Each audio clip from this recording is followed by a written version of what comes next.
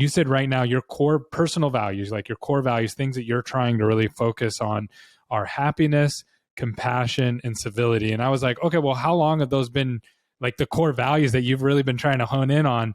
And I was waiting for like a profound moment. Would you mind sharing with us how long you've been working on those and really how those came about?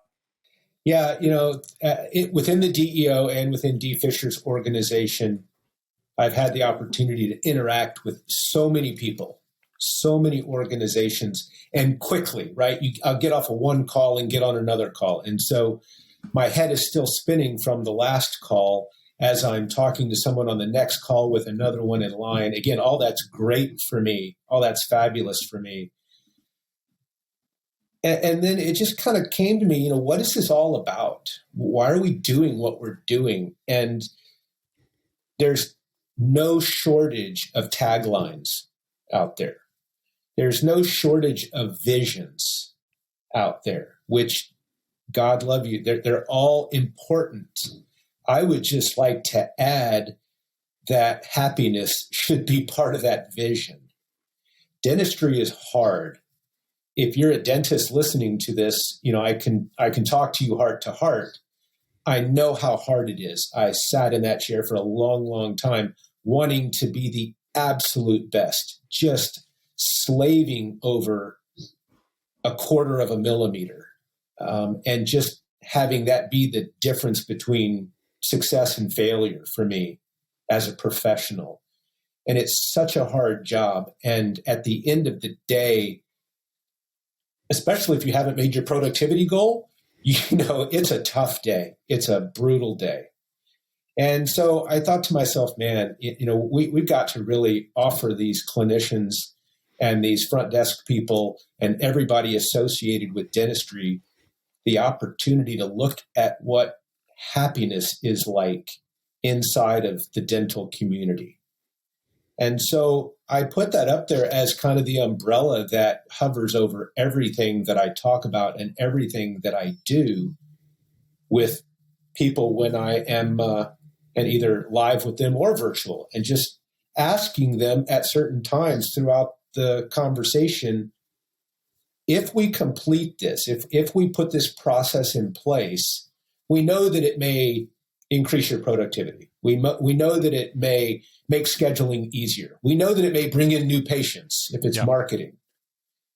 How does it affect your day such that it makes it a better day for you? And how does it make you as a professional a bit more compassionate towards people?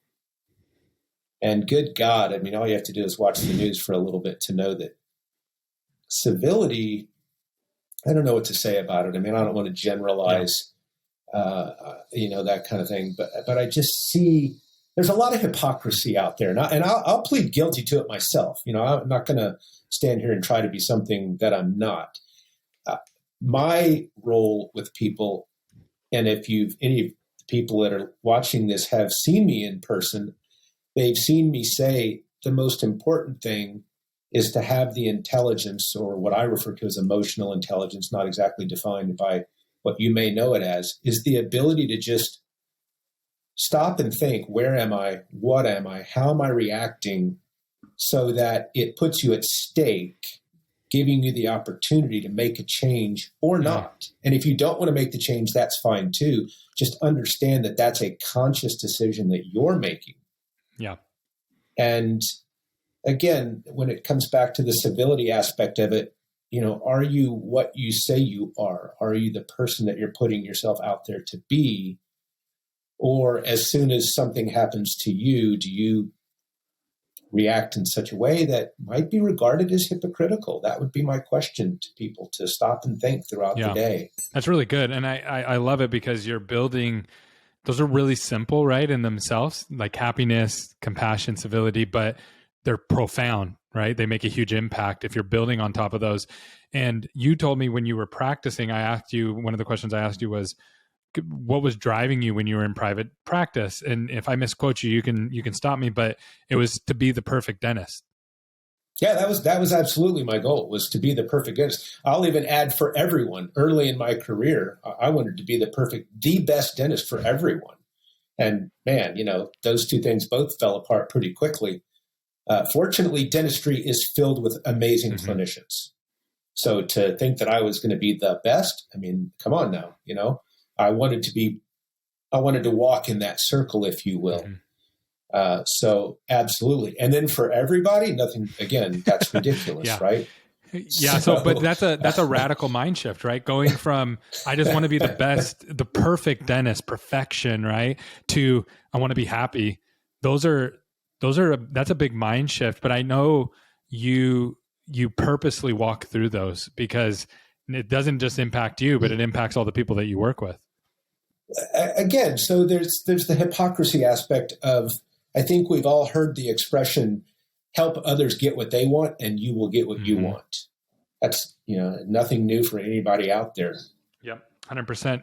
But how many of us are actually using that as a guiding light as we go through our day? How many of us are, again, I use that term emotional intelligence. How many people are actually stopping to just ask that question? Is what I'm doing really out there to help them, or is it out there to help me? Yeah, because it is true. If you help other people be successful, you will eventually be successful, right? Like if you help enough people, like it's just going to trickle back downhill to you. So I love that mindset. I know that you live by it. I know that you're always out there trying to help people.